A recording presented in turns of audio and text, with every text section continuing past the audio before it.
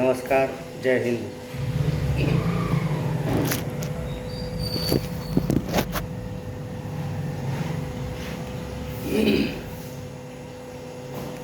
आज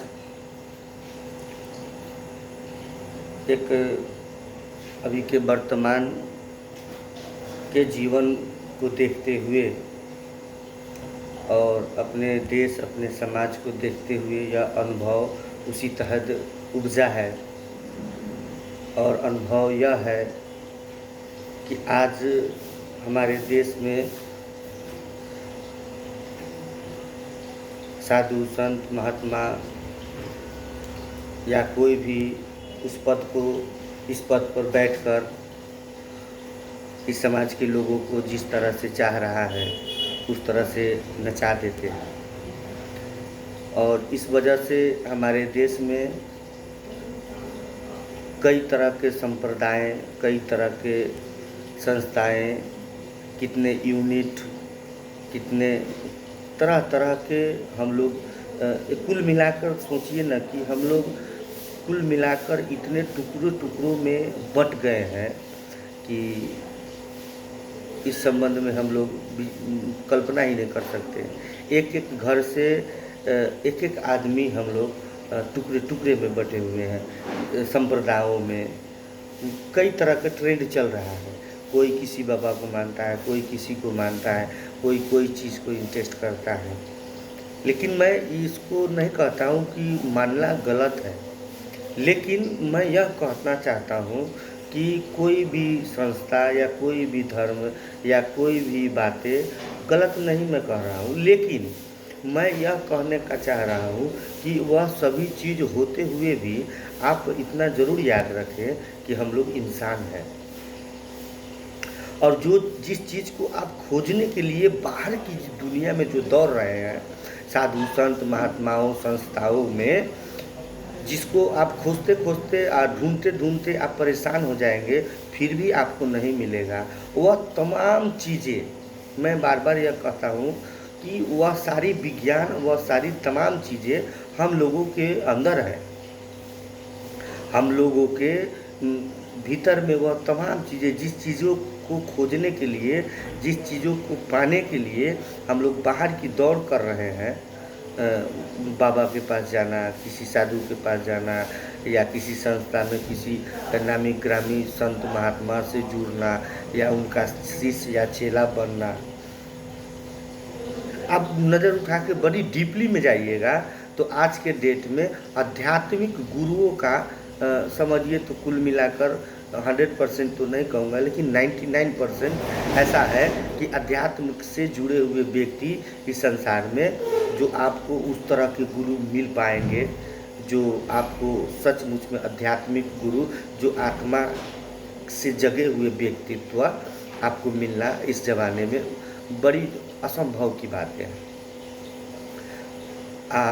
शुरुआती तौर में आप जुड़ते हैं और उन बाबाओं से, उन महात्माओं से देखते देखते आप जुड़ते हैं। आप उनके नाम को लेकर, उनकी झंडा को लेकर आप समाज में खड़ा होते हैं, और खड़ा होने के बाद में पता चलता है कि समाज आपको उस बाबा के नाम से जानने लगा, और बीच में पता चलता है कि वह बाबा किसी न किसी कांड और किसी न किसी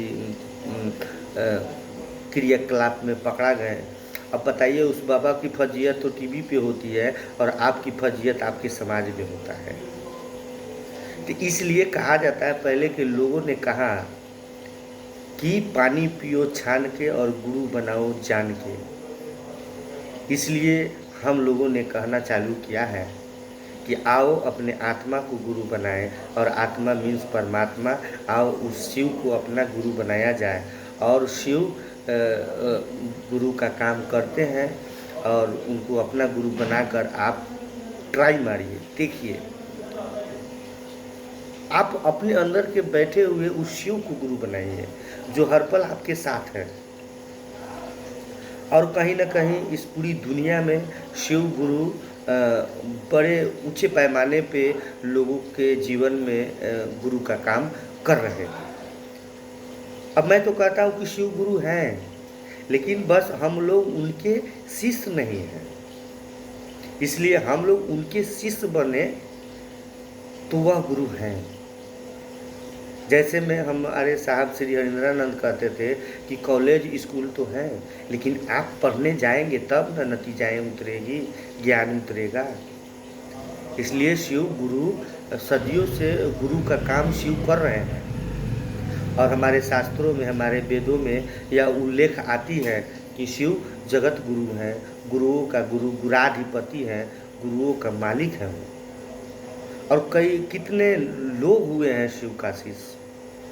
जैसे में सारे देवताओं के गुरु बृहस्पति और बृहस्पति का गुरु शिव हुए हैं। सारे राक्षसों का गुरु शुक्राचार्य और शुक्राचार्य का गुरु शिव हुए हैं। वशिष्ठ विश्वामित्र के गुरु शिव हुए हैं। उसके बाद में आपको कह दे अर्जुन, परशुराम, मच्छिंद्र नाथ।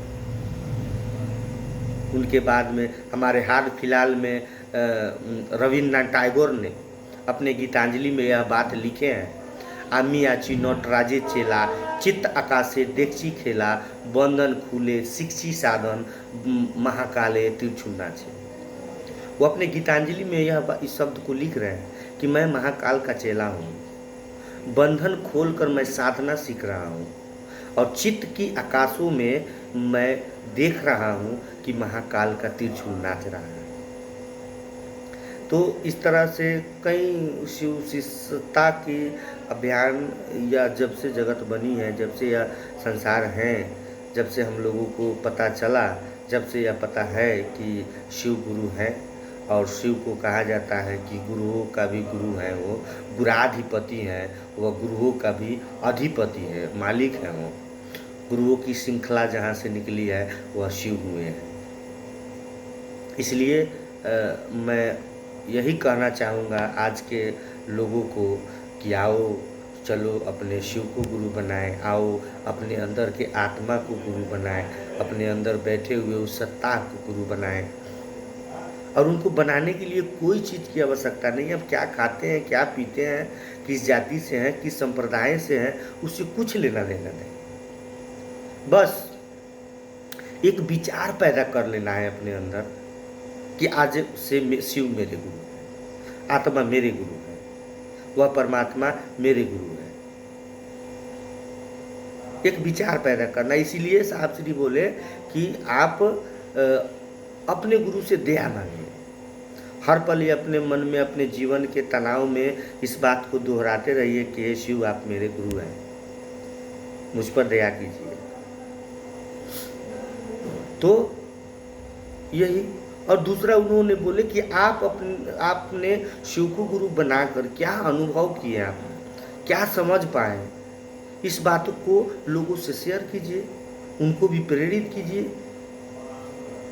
उनको भी बताया जाए कि आए वो चलो शिव को गुरु बनाया जाए। और तीसरे बोले कि अपने गुरु शिव को नमः शिवाय के माध्यम से प्रणाम करें। बस ये 3 सूत्र के माध्यम से आप अपने परमात्मा, अपने गुरु शिव को अपना गुरु बना सकते हैं। और कुछ नहीं लगता आप किस जाति से हैं, किस संप्रदाय से हैं, क्या खाते हैं, क्या पीते हैं, उससे कोई मतलब नहीं। इतना सहज। न सर मुड़वाना है, न चोला चेंज करना है, बस एक विचार अंकुरित हो जाए, इसके लिए उन्होंने बोले दया। इसलिए मैं तमाम सुनने वाले लोगों से यह विनम्र निवेदन करता हूँ और विनती करता हूँ कि आप लोग भी शिव को अपना गुरु बनाएं। आप अपने आत्मा को, जो हर पल आपको दिशा दे रहे हैं, उनको अपना गुरु बनाया जाए। वह परमात्मा हमारे अंदर छुपा हुआ है, हम लोग बाहर खोज रहे हैं, लेकिन नहीं, अब हमको और आपको अपने अंदर की परमात्मा को टटोलना है और ढूंढना है, और ढूंढकर उनसे दया की याचना करना है कि अब मैं कहीं नहीं जाऊंगा, आपको ही मैं अपना श्रेष्ठ गुरु मानता हूँ और मैं आपको अपना गुरु मानता हूँ। तो आइए आज हम सब मिलकर इस बात को विचार करेंगे कि वह परमात्मा मेरे गुरु हैं, वह आत्मा मेरे गुरु हैं, वह शिव मेरे गुरु हैं। इस विचार को हम लोग आज से करेंगे। चलिए आप सबों को मेरा प्रणाम। और फिर आगे की वीडियो में फिर जुड़ेंगे, फिर बातें होगी। जब तक ले जय हिंद, जय भारत।